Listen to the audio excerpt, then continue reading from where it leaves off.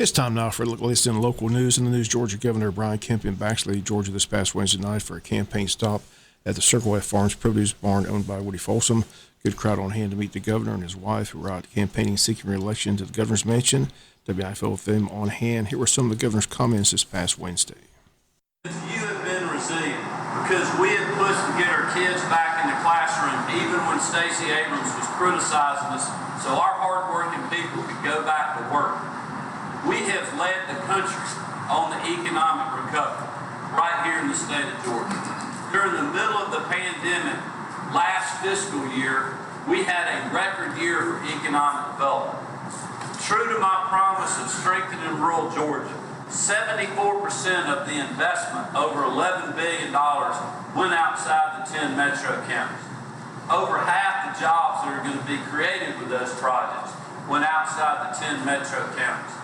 This year alone, we just obliterated last year's record on June the 30th. Over $21.4 billion of new investment coming to our state. Again, 3/4 of it going to counties outside the 10 metro counties. Half of the 51,000 jobs that are coming with those projects coming outside the 10 metro counties. If you take out the largest two projects we've ever done in state history with the Hyundai and Rivian plant, if you take those out of last year's numbers, the number of jobs created with the 384 other projects that we had still broke the all-time jobs record. I mean, just an incredible year. None of that would have happened if Stacey Abrams would have been your governor, because we would have been shut down. Our kids would have not been back in the classroom. We would not have safer communities like we have now than when I took office. So if we got plenty of problems in our state, but you have a state government that's been doing something about that, when a lot of the locals at the local Democrats would not. And that is what we are going to continue to do, to make Georgia and keep Georgia the best state in the country to live, work, and raise our family. So I cannot thank y'all enough for being in the fight financially with us tonight. 86% of Stacey Abrams' money is coming from outside the state of Georgia.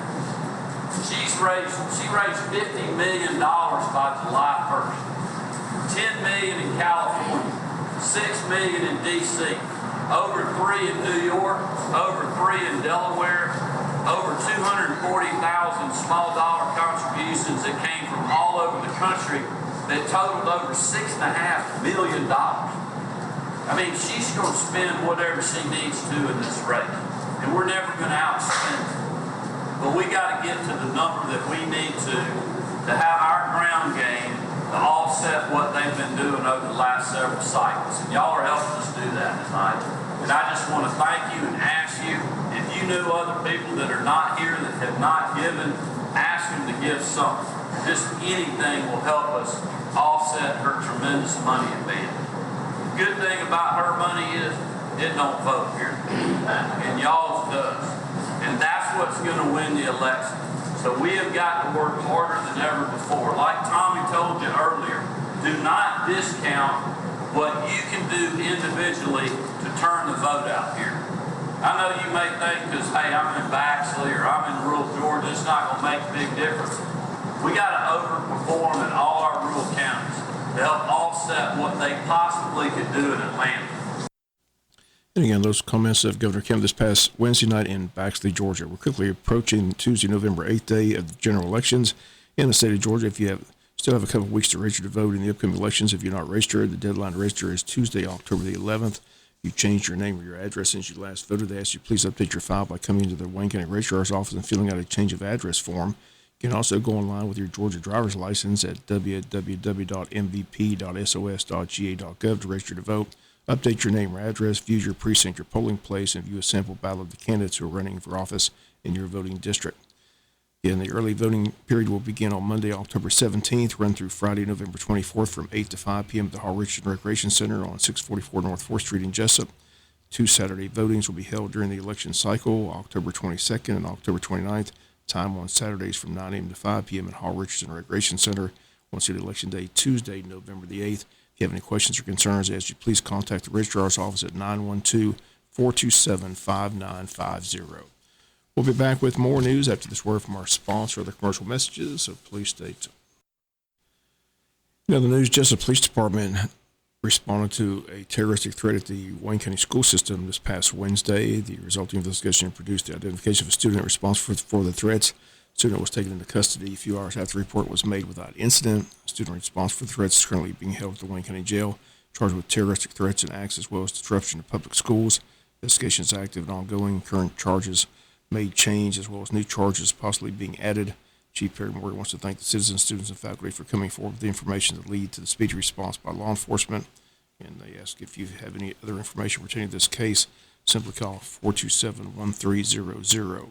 16-year-old Brooke Kazenza remains at Memorial Medical Center in Savannah, recovering from injuries sustained in that traffic accident on Wednesday morning at the intersection of Highway 84 and 203. She remains in serious condition. She was airlifted to the hospital after the accident. She was driving a Nissan and failed to stop at a stop sign and collided with a semi-tractor trailer driven by Mike Grosvenor. He was taken away to Memorial Hospital and treated for injuries. According to several reports, the driver of the Nissan was on her cell phone at the time of the accident. Anchored in Recovery, having a special event this Saturday at the Farmers Market from 4 to 7 p.m. And they state if you've been impacted by substance use disorders or mental health disorders in any way, they should come support this event to spread awareness and education through a scavenger hunt celebrating recovery with speakers giving uplifting testimonials, and that's taking place this Saturday, September 24th at the Farmers Market between 4 and 7 p.m. Special day Thursday at Jessup Elementary School as they recognize and honor Mrs. Ellen Townsend on 58 years of teaching and counting. Her family and friends on hand for the special day. A reception held afterwards. Once again, Jessup Elementary teacher Ellen Townsend celebrating 58 years of teaching in the Wayne County school system. And a big important blood drive for the community coming up on Tuesday at Wayne Memorial Hospital. It will take place in the hospital parking lot from 11 a.m. to 4 p.m. All donors will receive a $20 gift card from Blood Connection. Bloodmobile will be located on the right side of the main parking lot near the cafeteria. And if you need to make an appointment, you can call 864-751-1154. We'll be back with some final news notes after this word from our sponsor of the commercial messages, so please stay tuned. Final notes in the news, the city of Odom gearing up for their big Odom Day celebration. They're going to kick it off this Saturday with a street dance, 4th annual street dance featuring Second Chance Band. That's going to take place this Saturday from 7 to 9 p.m. at the Odom Train Depot. Everyone's welcome. It's a free concert. Tender Pig Barbecue will sell barbecue plates for $12 each, cash only. Then Wednesday, September 20th, they'll have the reception for the Parade Grand Marshal at the Odom Rec Center at 7 p.m. This year's Parade Grand Marshal, Andrea Willis, Odom Elementary School Teacher of the Year. Also, Maggie Sluter, Odom Homecoming Outstanding Teen, will be recognized as well. Then Saturday, October 1st, the 47th Annual Odom Day Celebration gets underway at the parade at 10 a.m., platform ceremonies at 11, and a full day of activities. The community worship service taking place that Saturday at 6:30 p.m. Need more information about the Odom Day celebration, contact Odom City Hall, 586-2211. Once again, the street dance is Saturday at 7 p.m. to 9 p.m. at the Odom Train Depot. Long County Health Department will begin offering flu vaccines on Monday, October 3rd. The vaccine will be available by appointment during regular hours of operation, Monday through Friday. Residents can call the Health Department at 912-545-2107 to schedule an appointment. Flu vaccines recommended for everyone over 6 months of age. Vaccination is particularly important for those at high risk of complications from flu, including adults 65 years of age and older, children younger than 5, pregnant women, people with weakened immune systems, and people with chronic health conditions such as asthma, diabetes, and heart disease. Again, COVID vaccines and the flu vaccine can be given at the same time. Once again, the number to call the Long County Health Department, 912-545-2107. Wayne County Chamber of Commerce holding a annual meeting on Thursday, September 29th. Going to take place at the Polytech Center. Again, the Board of Directors invite everyone to attend the 2022 annual meeting. Annual meeting is a chance to connect with fellow chamber members and learn more about your Chamber of Commerce. Once again, that's set for Thursday, September 29th at 5:30 p.m. And the Wayne County Chamber of Commerce and the Kiwanis Club, once again, joining together for the Scarecrow Contest 2022. Entry fees $40. Entry forms are available now at the Chamber. Deadline to enter the Scarecrow Contest is Friday, September the 30th.